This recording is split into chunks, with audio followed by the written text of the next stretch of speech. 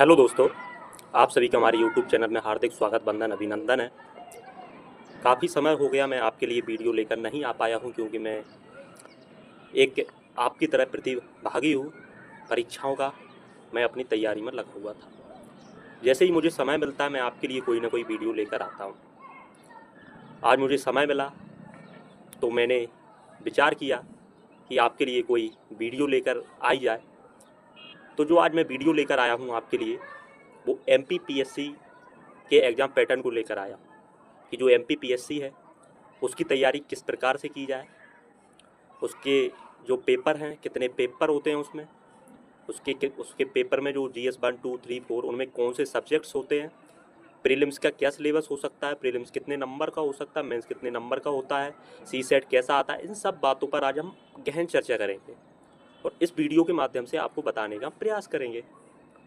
तो इसी क्रम में आगे बढ़ने से पहले मैं आपको कुछ पंक्तियाँ सुनाना चाहता हूँ, जिन्हें सुनकर आप थोड़ा मोटिवेट हो जाएंगे और ज़रूरी भी है, क्योंकि ये जो जर्नी है वो इतनी आसान होने वाली नहीं है, क्योंकि इस जर्नी में हमें बहुत मेहनत करनी पड़ती है और इसमें हम सक्सेस होके भी अनसक्सेसफुल रहते हैं लोगों की नज़रों में सिर्फ, लेकिन हम अपनी नज़रों में इतना पढ़ चुके होते हैं कि हम एक बेहतरीन इंसान तो बन ही जाते हैं जब हम सिविल सेवा की तैयारी करते हैं।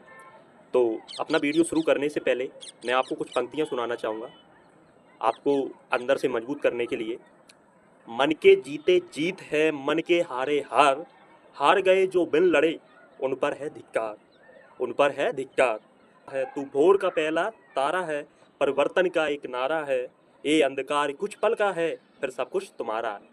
कहने का मतलब ये है कि यदि आपने अपने मन से हार मान ली तो ही आप हारोगे, वरना आपको कोई कितनी भी बड़ी ताकत हो आपको हरा नहीं सकती है। तो आप लोग 2026 के लिए इस परीक्षा को टारगेट कर रहे होंगे और आप निश्चित ही चाहते होंगे कि आपको इसमें सफलता मिले। तो चलिए, इतनी बात होने के बाद अब हम आगे बढ़ते हैं और आपको MPPSC का पैटर्न बताने का प्रयास करते हैं। मेरे हाथ में MPPSC का ऑफिशियल सिलेबस है, जो कि हम MPPSC की ऑफिशियल वेबसाइट पर जाकर डाउनलोड कर सकते हैं। तो आप भी डाउनलोड कर सकते हैं, क्योंकि तैयारी का पहला स्रोत होता है कि आपके पास सिलेबस होना चाहिए। आप जिस भी परीक्षा की तैयारी कर रहे हो, ऐसा नहीं कि आप MPPSC की ही तैयारी कर रहे हो तो, और इसके अलावा अन्य एग्ज़ाम की भी यदि आप तैयारी कर रहे हो तो आपके पास उस एग्ज़ाम का सिलेबस होना चाहिए। यही रणनीति होती है किसी भी पेपर को निकालने की, कि आपको उसका पूरा सिलेबस पता होना चाहिए। तो ये राज्य सेवा परीक्षा 2025 परीक्षा योजना एवं पाठ्यक्रम ऑफिशियल वेबसाइट से निकाला है। इसके आधार पर मैं आपको बताने और समझाने का प्रयास करूँगा। तो चलिए, जैसे आपको पता होगा, जो मध्य प्रदेश संघ लोक सेवा आयोग या राज्य सेवा जो परीक्षा है मध्य प्रदेश की, इसके 3 चरण होते हैं।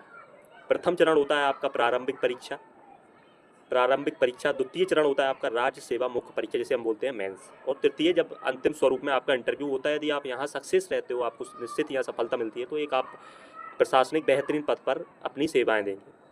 तो सबसे पहले हम जान लेते हैं, जो राज्य सेवा परीक्षा है, प्रारंभिक परीक्षा है, मतलब कि प्रीलिम्स का एग्जाम है, इसका क्या पैटर्न होता है। तो इसमें जो प्री होता है, इसमें 2 प्रश्न पत्र होते हैं, प्रश्न पत्र 1 और प्रश्न पत्र 2। जो प्रश्न पत्र 1 होता है ये समान अध्ययन का होता है। इसमें 2 घंटे आपको टाइम दिया जाता है। टोटल 100 क्वेश्चंस आते हैं और जो कि 200 नंबर के होते हैं। तो लगभग, यदि आपने कट ऑफ ट्रेंडिंग देखा होगा, तो आपको लगभग जनरल से हो तो 75 प्लस क्वेश्चन सही करने होते हैं, तभी आप प्रीलिम्स एग्जाम क्वालिफाई कर पाओगे। इसमें जो द्वितीय प्रश्न पत्र है, समान अभिरुचि परीक्षण, जिसे हम बोलते हैं CSET भी कहते हैं, तो इसमें भी हमें 2 घंटे का समय मिलता है। इसका जो क्वेश्चन है इसमें भी 200 अंक का होता है और आप में इसमें मिनिमम 40% नंबर लाने होते हैं। तो आ जाते हैं आराम से, इसमें अलग से मेहनत करने की ज़रूरत नहीं पड़ती है। यदि आप यदि वीक हो तो शायद ज़रूरत पड़े, लेकिन मेरे अनुसार इसमें आप अच्छा खासा स्कोर कर सकते हो यदि आपको थोड़ा बहुत भी आता है। ये होने के बाद अब हम आपको ये बताते हैं कि जो प्रथम प्रश्न पत्र है, द्वितीय प्रश्न पत्र है प्रारंभिक, इसके बाद होती है आपकी मेंस की परीक्षा।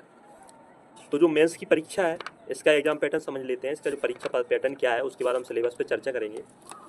तो जो आपकी मुख्य परीक्षा है, मुख्य परीक्षा में आपका सबसे पहले होता है समान अध्ययन प्रश्न पत्र 1, मतलब कि प्रथम पेपर GS 1। तो GS 1 में आपका 2 सब्जेक्ट रहता है, इतिहास और भूगोल। इतिहास मतलब कि हिस्ट्री आपका 150 नंबर का आता है और भूगोल भी आपका 150 नंबर का होता है। जो प्रश्न पत्र 1 है वो आपका कुल मिला के 300 नंबर का होता है, जिसमें आप हिंदी या अंग्रेजी भाषा में अपना मेंस के उत्तर लिख सकते हो।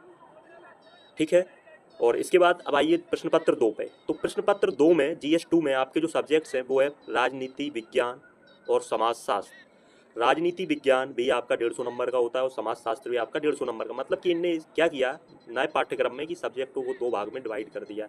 मतलब पेपर है, जो पेपर है आपका उसमें प्रत्येक पेपर में 2 सब्जेक्ट हैं और वो 2 सब्जेक्टों को A और B करके अलग अलग डिवाइड कर दिया है, जिससे आपको प्रश्न के उत्तर लिखने में आसानी हो और एक लिमिटेड शब्दों में आप अपना उत्तर लिखें। ये भी आपका 150 नंबर मतलब 150 मार्क्स का आता है। 3 घंटे समय दिया जाता है। हिंदी अंग्रेजी मीडियम आप जिसमें भी अपने आप को अच्छा समझते हैं आप उसमें लिख सकते हैं। तृतीय प्रश्न पत्र में आपका आता है अर्थशास्त्र और विज्ञान तकनीकी एवं जन स्वास्थ्य। कहने का मतलब 150 नंबर आएगा। इसका भी टोटल पूर्णांक 300 नंबर का होता है और इसमें भी 3 घंटे समय दिया जाता है लिखने के लिए। हिंदी तथा अंग्रेजी आप किसी भी भाषा में कंफर्ट हो तो लिख सकते हो। इसके बाद आता है पेपर नंबर 4 समान अध्ययन प्रश्न पत्र 4 मतलब कि GS4। तो इसमें आपका दर्शन शास्त्र, मनोविज्ञान, लोक प्रशासन एवं केस स्टडीज आती है। मतलब कि इसको पहले हम इथिक्स भी कहते थे, इथिक्स के नाम से होता था, लेकिन इसमें थोड़ा चेंज कर दिया गया है। ये 150 नंबर का आता है आपका। इसमें पार्ट ए और इसमें जो पार्ट बी है उद्यमिता, प्रबंधन, व्यक्तित्व विकास एवं केस स्टडी, ये भी आपका 150 नंबर है। टोटल ये भी 300 नंबर का पूर्णांक रहेगा इस प्रश्न पत्र का भी और आपको 150 नंबर में A और B करके डिवाइड कर दिया जाएगा। तो इसमें भी आपको उत्तर देखना है। 3 घंटे का समय मिलता है। हिंदी या अंग्रेजी यानी भाषा में आप इसका उत्तर दे सकते हो। ठीक है। इसके अलावा आपका पंचम और छठा जो प्रश्न पत्र है वो हिंदी का होता है। तो पांचवा जो प्रश्न पत्र है, पांचवें प्रश्न पत्र में आपका समान हिंदी एवं व्याकरण आएगा 200 नंबर का, 2 घंटे समय रहेगा।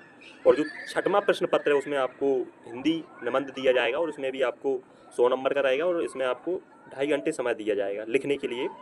तो इसमें कोई दिक्कत नहीं है। इसमें जो कुल योग है 1500 नंबर मतलब 1500 नंबर का आपका कुल योग रहेगा।